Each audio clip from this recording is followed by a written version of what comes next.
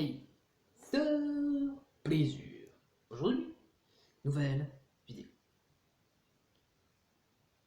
Je vous présente les histoires de tous les spectacles du Puy du Fou. Comme hier, je vous ai présenté l'histoire du spectacle Le Dernier Panache. Aujourd'hui, c'est un nouveau spectacle. Avant-hier, c'était les Vikings. Et encore avant-hier, c'était Le Secret de la Lance. Et bien aujourd'hui, je vais vous raconter l'histoire des chevaliers de la table ronde. Alors c'est parti pour l'histoire. Bien sûr, je vous dis comme les autres jours. À la fin, je donnerai mon avis sur le spectacle et l'histoire, hein, et du coup, je donnerai ma note et sur la présentation du spectacle au Puy du Fou et du coup l'histoire en elle-même. Voilà. Donc du coup, c'est parti. Les chevaliers de la table ronde. La table ronde des légendes arthuriennes se trouve à Camelot, à la cour du roi Arthur. Elle fut dressée après que Merlin l'Enchanteur eut révélé à Arthur la nécessité de créer une assemblée faite de chevaliers les plus preux afin de retrouver le Graal. Elle symbolise l'égalité et la fraternité entre les chevaliers. Voilà. Je vous en dis plus, comme ça vous fait une part de mystère. Donc voilà, je dirais le résumé de l'histoire. Alors, ce que je pense de l'histoire, mais aussi du spectacle, comment c'était, enfin, qu'est-ce qui est question au spectacle? De quoi est-il question au spectacle? Parce que entre le spectacle et l'histoire, il y a des choses. Bon, le principe est le même, le but est le même, mais il y a des choses qui changent. Par exemple, je pense pas que dans l'histoire, la table ronde soit en dessous l'eau. Parce que, en fait, au Puy du Fou, je sais pas si vous êtes allé une fois au Puy du Fou, et si vous êtes allé voir les chevaliers de la table ronde, mais en fait, les chevaliers de la table ronde, si vous voulez, enfin, la table ronde, du coup, elle est. Comment dire? Elle est. Du coup, elle sort d'eau. C'est un peu choquant. Enfin, pas choquant. Enfin, si, un petit peu, parce qu'on s'y attend pas. Et c'est un peu. Ça tape à l'œil, quoi. C'est extraordinaire. Pour moi, c'est la magie du Puy du Fou, la magie de ce spectacle. Alors après, il faut savoir que moi, je trouve qu'il y a un lien entre Disney et le Puy du Fou pour ce spectacle. Parce qu'en fait, le spectacle, dans le spectacle, alors, bon, c'est sûr que moi j'ai vu j'ai vu deux formes, sous deux formes, l'histoire de Arthur, les Chevaliers de la Table Ronde, tout ça. Sous forme de dessin animé Disney, avec Merlin l'Enchanteur, ou je sais pas si vous avez vu le dessin animé, mais je pense que si, hein, tout le monde l'a vu de toute façon, tout le monde a vu au moins tout le Disney, hein, ou la plupart. Et l'histoire, bon dans le Disney, je vous le cache pas, hein, comment dire, l'histoire dans Disney, c'est Merlin qui est dans un grand bois, dans une grande forêt lointaine. Et en fait, en fait, il avait une baguette magique et des fois, voilà, il pouvait faire tout ce qu'il voulait avec. Bon, bien sûr, il y a des limites, mais voilà. De toute façon, lui, il n'est pas malsain. Voilà. Moi, c'est moi qui vous le dis. Après,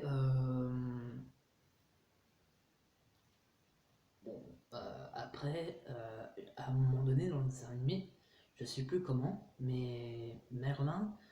Ah si, il me semble que c'est Arthur qui vient dans la forêt parce que du coup, bah, il voulait être roi, je crois, ou l'inverse, il ne voulait pas être roi. Et en fait, du coup, tout d'un coup, sans le voir, il tombe sur la maison de Merlin. Et en fait, Merlin vient au château. Enfin, il discute bien sûr, hein, il vient pas direct au château. Hein. Bien sûr qu'ils discutent, Merlin et Arthur, parce qu'à ce moment-là, Arthur n'est pas un adulte, hein, c'est un enfant. Euh, et du coup, Merlin, sa position à lui, c'est que bah, du coup, effectivement, il pense que Merlin pense que le roi Arthur, enfin, Arthur, c'était pas un roi à ce moment-là, mais le futur roi, il pensait que qu'Arthur serait un bon roi. Enfin voilà, il pensait, je crois que je sais plus vraiment, c'est un peu dans le flou, dans mes souvenirs, mais voilà, je me souviens de ça. Alors voilà quoi. Après, c'est Merlin. Si, après, ce que je me souviens, effectivement, c'est après avoir discuté ensemble. Enfin voilà. Merlin vient au château et va convaincre. Parce que oui, en fait, si. C'était Arthur qui voulait être roi. C'est pas l'inverse. C'est pas les parents qui voulaient que Arthur soit roi. C'est l'inverse. Et les parents ne voulaient pas qu'il soit roi. Ils voulaient donner le rôle à quelqu'un d'autre. Et en fait, bah, du coup, voilà.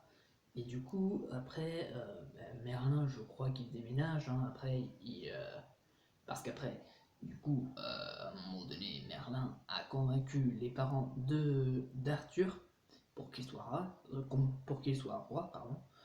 Et du coup, il est devenu roi.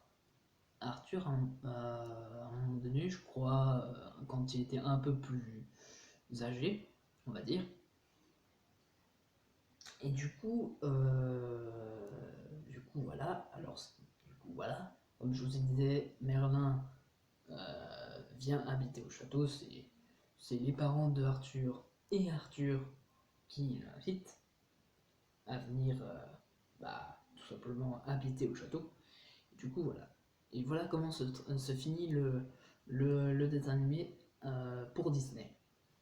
Maintenant, je vais vous parler de l'autre version de l'histoire des Chevaliers de la Table Ronde. L'autre version, c'est du coup la série de Merlin. Ça s'appelle Merlin tout court. Et là, par contre, c'est pas. Alors, il faut savoir que là, bon, Arthur, il est devenu un peu plus âgé, effectivement. Hein. Et je pense qu'il avait dans les 30 ans, dans les 20 ans, un truc comme ça. Mais par contre, Merlin, il était devenu. Il était pas devenu, il était très jeune à ce moment-là. Il avait peut-être 30 ans, quelque chose comme ça. Et du coup, par contre, il était accompagné de Gallius, son, bah, son allié, qui était là avant lui, avant Merlin, et qui du coup l'apprend au fur et à mesure la magie. Et, et c'est lui aussi qui lui fait le remade. Enfin, c'est Gallius en premier, et après c'est Merlin. Parce que à un moment donné, forcément Gallius, il va prendre sa retraite, et c'est Merlin qui va le succéder. Du coup, voilà. Alors là, comment vous dire, moi j'aime bien les deux versions de l'histoire. Après, voilà. Après il y a une autre série, mais celle-ci je la connais moins. Euh, c'est la série Camelot, je sais pas si vous connaissez. Mais bon, celle-ci je pourrais pas trop vous l'expliquer parce que bon, je connais moins. Ah si, et aussi, dans la série de Merlin, il y a un espèce de dragon, mais il n'a rien à... Enfin, pour moi, après, je sais pas, dans l'histoire, je vais pas regarder en fond, de fond en comble l'histoire, mais bon, après, c'est les petits plus, comme vous voyez, par exemple, dans le dessin animé, ils ont rajouté, dans le dessin animé de Disney, ils ont rajouté un hibou. Et je sais pas si Merlin avait un hibou dans la vraie histoire, mais bon, voilà. Alors, entre le dragon et le hibou, voilà. Euh, Qu'est-ce que je voulais vous dire d'autre? Du coup, oui, j'ai aimé l'histoire, du coup, à travers ces deux, enfin, à travers ces deux choses, la série et le dessin animé. Du coup, voilà. Du coup, bah, ça m'a donné une idée et j'ai découvert une passion pour le roi Arthur, Merlin et les chevaliers de la table ronde en général. Du coup, voilà. Alors, alors, on en vient à la note. Alors, sur le décor de Au Puy du Fou, je vous avoue que c'est très bien parce que voilà. Alors, bon, je vais pas trop parler. Je mettrai un 9,5 sur 10. Sachant que c'est ma troisième. Enfin, non, c'est ma deuxième attraction. Enfin, mon deuxième spectacle préféré au Puy du Fou. Du coup, c'est pas étonnant.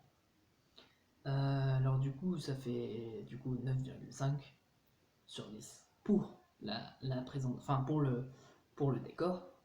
Et sur l'histoire, je mettrais un, un 9.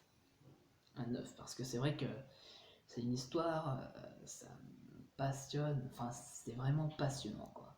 Après vous, voilà, mais moi c'est, voilà, j'ai grandi avec ça.